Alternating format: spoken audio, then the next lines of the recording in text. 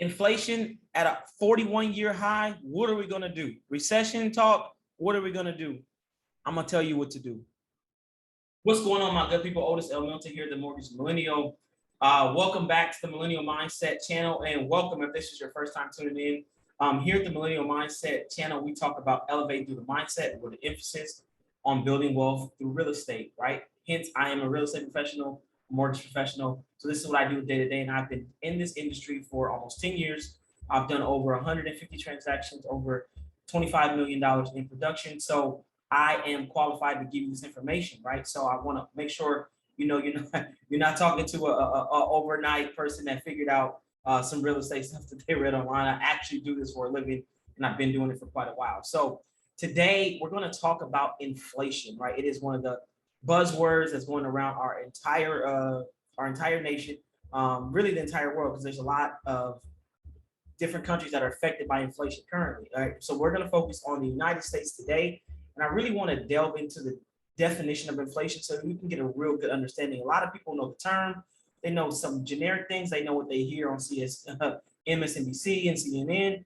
They don't really understand what inflation is, how it works, and when it will stop, right? And we're going to also talk about how inflation drives mortgage rates, right? So before we dive into that part, in terms of inflation and the effects that it's having on mortgage rates, let's talk about the actual definition of what inflation is, so we get a good understanding of that. And I'm going to break it down so it can be very digestible for you. Okay. So inflation is when there's a general increase for all goods and services, right? So I don't think I need to prove that to anyone. Everyone knows that everything's costing more today, right? Whether it's your food, whether it's your gas, whether it's the shirt from H&M, regardless, across the board, everything is costing more than it did a year ago, 2 years ago, etc. That means your money is not going as far as it used to, right? So that is really the real definition of inflation, right? Now let's talk about why inflation is what it is and how it's gotten kind of out of control, if you will, right? The Federal Reserve, who monitors inflation, to keep a healthy market, they would like inflation to not exceed 2%. As of last month, we were at 8.6%. So we were 6.5% over the quote unquote healthy place where we need to be for inflation. Obviously, the last time you went to the gas station, you probably had to hold yourself from throwing up. It's getting really tough out there, right? So let's dive into why inflation kind of grew to what it is today and why it's affecting us all right across America. So pandemic hits 2020, and lots of money was printed. Trillions, billions and trillions of dollars were printed and pumped into the economy.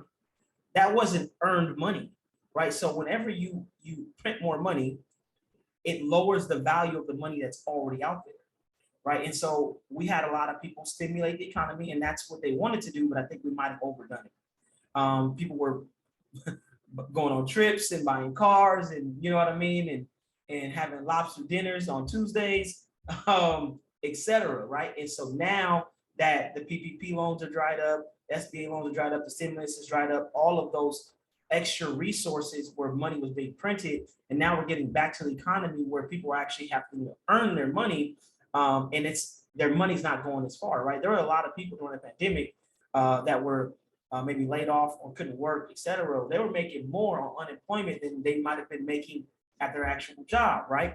And so they were spending more. The more we make, the more we spend. Instead, it should be the more we make, the more we save, or the more we make, the more we invest. But unfortunately, for the vast majority of us, the more we make, the more we spend. So we had astronomical numbers of spending over the last 2 years because there was an abundance of money that was printed. Well, that money's not here today, right? And so when that happened, that drove up the demand on everything. We're going to really be talking about the demand on housing and how much it drove up the demand on housing. If anybody in real estate is watching this video, or there are any home buyers that's bought a house in the last 2 years, it was extremely aggressive. They would get multiple offers the first 24 to 48 hours of a property being listed. I've seen lines around the corner to go into open houses. Okay, people were paying six figures over what the property was actually listed to sell for. This was a normal reality over the last 24 months, right? Interest rates were low, money was cheap to borrow, and plus people had an excess of money if they were able to take advantage of any of the money printing that happened. So that's kind of how we got there, right? So there was more money put into the economy, which increased our spending, which increased the demand, right? When demand goes up for something, the price has to go up for something, right? Yesterday's price is not today's price. So that is, I hope that gives you a better understanding of exactly what inflation is, and how it all works, right? So again, the target for the Federal Reserve, for us to be in a healthy market and economy, inflation should not exceed 2%. Tomorrow, you may be seeing this actually today, which is the 13th, the CPI report. This is the report that measures inflation, is going to be coming out today, okay, in just a few hours. We're hoping for inflation to decrease. From the research that I've done, I believe it will decrease, but I believe it is smoke and mirrors, because last year in June, because the inflation report, the CPI, it's measured on year over year, right? So we're getting June numbers today, and we're going to see that number look like it's falling. But if we look at the statistics for July, August, and September, inflation was much, much, much higher, right? So it could be smoke and mirrors this month, and we could not be going down as fast as we want, right? And so right now, the Federal Reserve are increasing interest rates. And when I say increasing interest rates, not on you buying a car or you buying a home, or you getting a credit card, they're increasing interest rates on the banks that borrow money to lend to you, right? The Fed funds rate, right? So whenever you get a loan to purchase anything, that money is typically borrowed by a bank and they lend it to you and they make their money and they pay it back with the interest that you pay them, okay?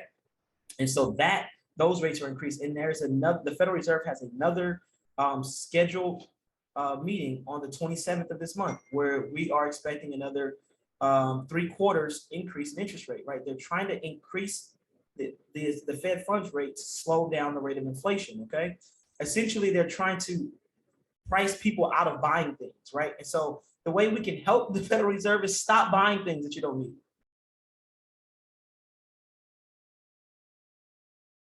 Okay. Buy what you absolutely need, because if you continue to act as if you have money to spend, and buy these things, even at these higher prices, what is the point of them coming down, right? And credit card debt is at an all-time high right now. So a lot of people are living off of those credit cards, and that's a dangerous place to be in, right? So do your part while the Federal Reserve and the government does their part. Hopefully they get it right this time. Unfortunately, they've been wrong the last couple of go-arounds, okay? So that's what you can personally do, right? And when will it stop, right? When will inflation stop? When will all of this go down? I don't believe we're going to see inflation stop or start to give us real relief until we are actually in a recession. I believe a recession is inevitable at this point. I've even read some reports. The Fed out of Georgia actually announced this week that they believe that we are already in a recession. Okay, so what happens in a recession? The inflation typically goes down. Let me share a graph. Let me share a graphic with you guys, and let's talk about, so we can look at over time, over the last 30, 40 years of what inflation looked like and how mortgage rates are affected by it. Okay, and this is going to be significant to all interest rates on anything that you're going to purchase. Okay, so let's take a look. Okay, so inflation drives mortgage rates, right? So when inflation goes up, rates go up, right? Rates go up across the board. In this case, we're talking about mortgage rates, right? And so we can look at this graphic on the screen now, and let's take some look at it. So let's go back all the way to the early mid 80s, okay? If you see the dark spots here, these are the periods of recession. These spikes here are what mortgage rates were. So in the mid 80s, interest rates were around 18%, right? We're crying about 5 and 6% now. In the 80s, interest rates were at 18%. That's how bad inflation was, okay, at that time, okay? So let's fast forward to where we are today. We see here we have the last recession, the 2008 great recession that we experienced, and we know housing was truly affected by that. And I'll talk a little bit why this recession will be a little bit different than that, because it isn't led by housing, it isn't led by predatory lending, etc. This is a lot of unintended consequences from the pandemic and all of the money printing that we had during that time. Okay, so right now, here, if you look at the blue line, this is mortgage rates. We're seeing them increase. They're a little bit above this. They're hovering around 5.5% on average, depending on the buyer's profile. As we can see, inflation is here, even higher at 8.6%. So when we see inflation start to decrease, is when we'll see mortgage rates start to decrease, right? The question I get every day, I maybe answer this question 3 or 4 times today. When are the houses going to go down? When is the actual prices of the homes go down? People are really thinking about 2008 and thinking about, they've seen 20, 30, even 40% in some areas where home values drop. The difference is now is that 75% or more of homes across our country have equity. So there's a good chance there's not going to be an abundance of foreclosures like we had in 2008. Okay, 2008 there was an abundance of foreclosures because you had people in loans that they couldn't afford in the first place. Okay, so there's been a lot of policies and guidelines, procedures put in place to mitigate that. So if someone gets in a tough bind now, they could sell their home because there's value in it. They could actually walk away with a profit. So I don't think we're going to see the abundance of foreclosures that we've seen in 2008, right? Because this recession that we're going into now is not led by housing, but housing and mortgages are affected by it. Everything's affected by it, okay? I went to the grocery store yesterday. I walked out with one bag and it was $140. I couldn't believe it, right? So we're seeing this absolutely across the board. So to answer your question, when will rates go down? Rates are going to go down when inflation goes down. So it's going to be important that you really stay logged into this content because I'll be giving updates frequently. I watch this very closely because it's super important. It's how I inform my clients, how I advise my consumers on how to make the best decision for them and their families so they continue to build wealth through home ownership, right? So I do think there are some markets where you'll see some prices come down, but we got to remember, these are not true price cuts because the purchase prices are already inflated. So when we see price cuts go down, a property is a price reduction of $20,000 or $30,000, that's not a true indicative lowering of the market. That means the home is just getting back to the point of what it was worth in the first place, right?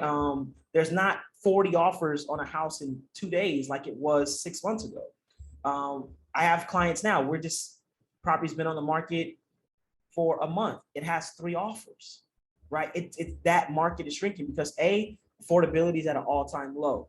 So you have people that are just absolutely priced out of the market right now. Number 2, you have people that are just like, I can't stomach that payment, especially if they started looking before the interest rates increase. They see what their payment is like now. It's like, I got to buy a lesser house and have a higher payment. Like they just can't do that. So the pool and buyer demand is becoming very low. The market is kind of shifting. I don't think we're going to see a buyer's market per se, because a buyer's market is driven by inventory, right? And so right now here in California, we have about a month and a half, a little bit over a month and a half of inventory. A healthy market where we could consider it a buyer's market is going to be around 4 to 6 months of inventory. We have a housing shortage across the country, and it's really bad here in California. So regardless of all of these contributing factors, there's not going to be an abundance of homes that come to the market. There'll be more than what we've seen in the recent past, but not a whole lot to really swing the pendulum. This will give buyers a chance that if you are eligible, you've been qualified and you can purchase, you're not going to put yourself in a bind by doing so. This is an amazing time to do so because your competition is very low. You can refinance your rate later and get it down. Now, if you quote unquote continue to wait for the prices to go down, unfortunately, I got to share some news with you. During recession, over the last 40 years, home prices do not go down during the recession. Home prices stagnate. They go more vertical, right? They do not go down. I'm sorry, more horizontal. They do not go down in a recession. Now, interest rates go down, but then when interest rates go down, your competition comes back. They get off of the sideline, and then it's going to get competitive all over again, right? So my personal prediction is we'll probably see that in terms of the rates going down and inflation going down towards the beginning, first, second quarter of next year. So the rest of 2022 is going to be tough. So please be prepared. Gas prices aren't going down anytime soon. Food prices aren't going down anytime soon. Please be prepared. Be vigilant. Make sure you don't put yourself in a bind and keep yourself comfortable in terms of your finances. Take care of what you have to, save everything you can, and only purchase what you must. Okay.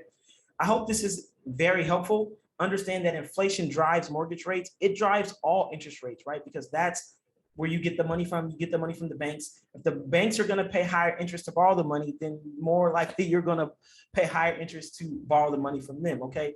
Basic things here. So I want to share that with you guys. This is Inflation 101. I try to make this very digestible for you. So I have some other content coming out. I'll be dropping another video tomorrow once that consumer price index report comes out, and we'll see what happens with inflation. I'm gonna give you guys another update. You know my motto. Until next time, guys, one love.